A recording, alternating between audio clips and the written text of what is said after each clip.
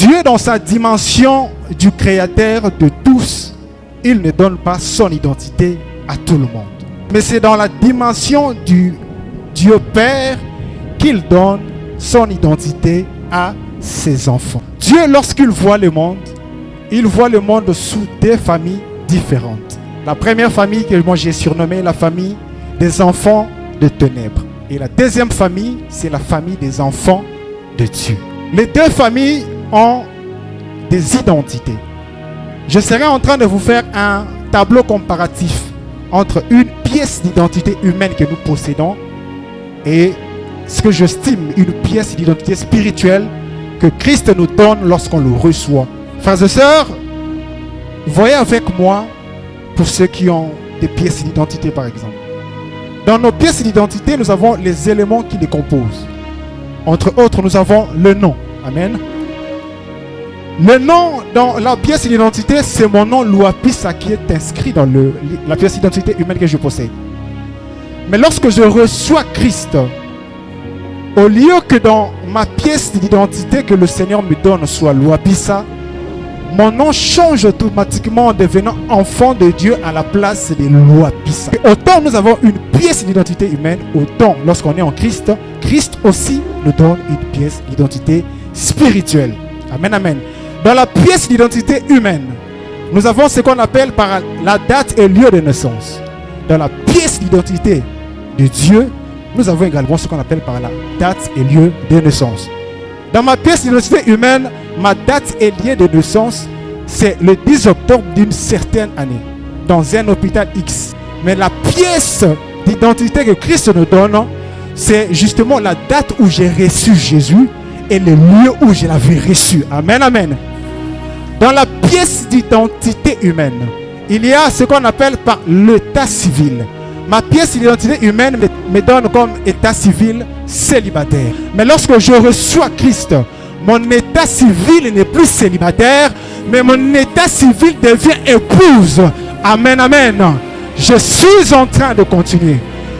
Ma pièce d'identité humaine me donne la nationalité de la RDC, République démocratique du Congo. Mais lorsque je suis en Christ, la pièce d'identité que Christ me donne ne contient plus le nom de la République démocratique du Congo, mais je deviens directement citoyen du royaume. Ce qui fait que je ne dépends pas de la situation de mon pays pour vivre, mais je commence à dépendre de la situation du royaume pour vivre. Je ne dépends pas de la situation macroéconomique du pays pour vivre, mais je commence à dépendre de la situation macroéconomique du royaume pour vivre. Bien aimé, en Christ, nous sommes comme des arbres renversés dont les racines se trouvent au ciel. Ma force ne vient pas de la terre, mais ma force vient du ciel. Ma force ne vient pas de la terre, mais ma force vient du ciel. Alléluia! Je ne dépends pas d'un régime pour vivre sur la terre, parce qu'en réalité, je suis qu'un passager. Mon pays, c'est le royaume des cieux. Je ne dépends pas du ministère du budget, je ne sais pas quoi pour que je sois payé, mais je dépends de la fonction publique du ciel parce que je sais que mon pays d'origine, c'est le royaume des cieux et non la RDC. Est-ce que je parle à une personne? Est-ce que je parle à une personne? Derrière chaque identité, il y a un héritage. Derrière chaque identité, il y a des droits. J'appartiens à la famille Louapissa. Mes parents, si mes parents avaient des biens par exemple et que je ne souhaite pas mon père décède aujourd'hui, je serais éligible à pouvoir bénéficier de l'héritage de mon père, n'est-ce pas? Étant fils de papa Louapissa. Ce principe est égal également dans le spirituel. Lorsque Christ nous donne son identité, nous sommes co-héritiers de manière automatique. C'est pourquoi la Bible dit, nous sommes héritiers de Dieu, mais co-héritiers de Christ.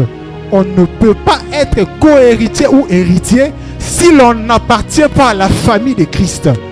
En fait, être co-héritier, c'est simplement la conséquence d'appartenir à la famille de Christ. C'est cela qui te donne le droit, le privilège de bénéficier de l'héritage de la famille. Pour qu'un testament soit valide, il faut préalablement que le testateur puisse mourir. Amen, amen.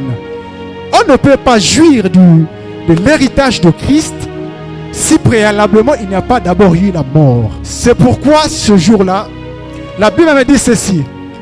Jésus sur la croix, il s'écria d'une voix forte. Père, je remets mon esprit. Et c'est ce jour-là que notre héritage a été activé. Notre héritage est devenu valable. Ainsi, nous sommes bénéficiaires de toutes les promesses de Dieu. Lorsqu'on est en Christ, on est une nouvelle créature. Les choses anciennes sont passées. Dieu nous transfère sa nature. On devient comme lui. On les ressemble. Amen, amen.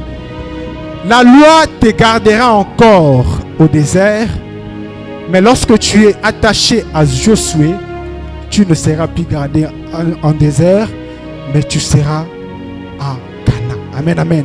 Christ est comme cet exemple. Lorsqu'on n'a pas encore Christ, on est sous la loi. Mais lorsque nous recevons Christ, nous quittons le niveau de la loi pour entrer maintenant dans le niveau de la nouvelle création afin de vivre l'héritage de Christ.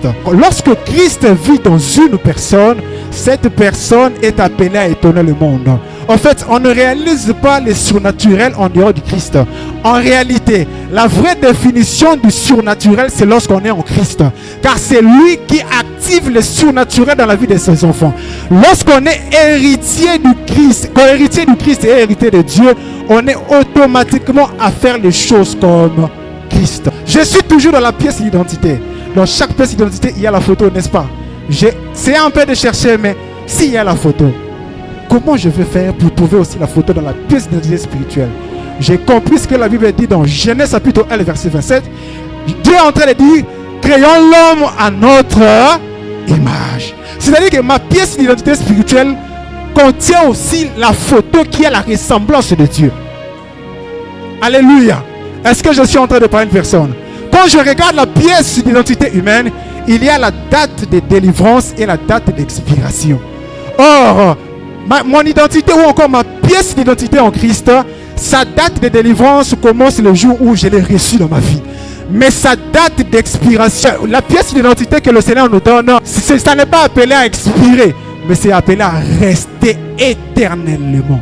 Lorsqu'on a Christ dans notre vie, on est appelé à impacter, à influencer, à changer les choses et imposer les choses. Mais écoutez, ce que je n'ai jamais compris dans ce passage qui dit la gloire de la seconde maison sera plus grande que celle de la première.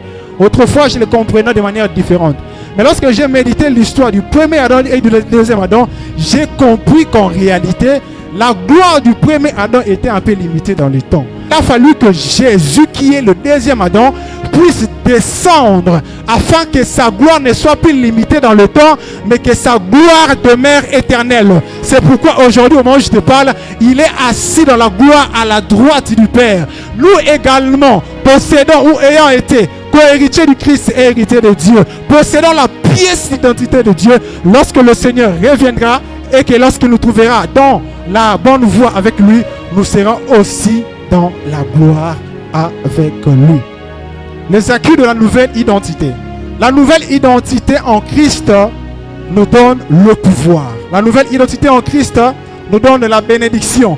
La nouvelle identité en Christ nous donne le salut. Je suis en train de citer un peu rapidement.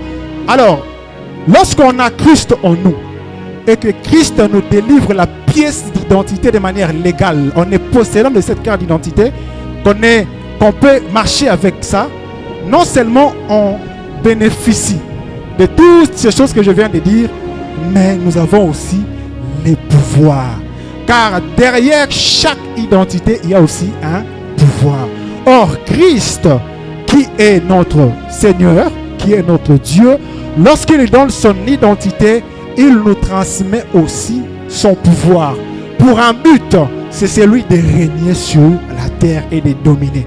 En fait, le passage de Luc chapitre 10, le verset 19 est clair. La Bible dit ceci. Dieu dit, je vous ai donné le pouvoir de marcher sur les serpents, sur les scorpions et sur toute la puissance de l'ennemi. En fait, le pouvoir que le Seigneur a donné, ce n'est pas d'engager des négociations, mais c'est de marcher. Je prends l'exemple également de David. Il dit, même quand je marche dans la vallée de l'ombre de la mort. En fait, on ne discute pas avec la vallée. On n'a pas aussi peur de la vallée. Mais le pouvoir qu'on a nous donne quand même la capacité de marcher sur la vallée. Il dit, même quand je marche dans la vallée de l'ombre et de la mort, je ne crains aucun mal. Cette crainte qui disparaît en David, c'est parce qu'il avait Dieu en lui. C'est ce Dieu-là qu'il a en lui, qu'il a enlevé la crainte, en sachant que même lorsque je veux marcher dans les problèmes, je n'aurai aucune crainte. Lorsqu'on est citoyen du royaume, nous n'utilisons pas le même dictionnaire que le dictionnaire humain. Dans le dictionnaire humain, il y a des mots que dans le dictionnaire du royaume, on ne peut pas les trouver. Dans le dictionnaire humain, il y a les mots qu'on appelle impossibilité. Or, dans le dictionnaire du royaume, au lieu qu'on appelle impossibilité, on a écrit directement possibilité. Dans le dictionnaire humain, il y a ce qu'on appelle par rejeter. Mais dans le dictionnaire de Dieu, il n'y a pas les mots rejeter, il y a les mots récupérer, il y a les mots restauration, il y a les mots rétablissement, il y a les mots transformation. Alléluia. D'abord, les ré a commencé par Jésus parce qu'il a commencé par être ressuscité. C'est lorsqu'il s'est ressuscité qu'il nous a transmis les ré. Aujourd'hui, je peux dire, je suis rétabli en Christ. Je suis restauré en Christ. D'ailleurs, il dit dans sa parole, il dit, il rémunère ceux qui le cherchent. Donc les raies de la rémunération est aussi venu lorsqu'il était ressuscité. Il nous a transféré le rai et c'est ce qui a rendu que nous puissions aujourd'hui être en mesure de nous taper la poitrine. Alors rapidement, je finis. Comment recevoir la nouvelle identité en Christ? C'est simple. Jean chapitre 1, le verset 12. La Bible dit à tous ceux qui l'ont reçu, il leur a donné le pouvoir de devenir enfants de Dieu. Amen, amen. Parole du Seigneur, nous acclamons pour la gloire de Dieu.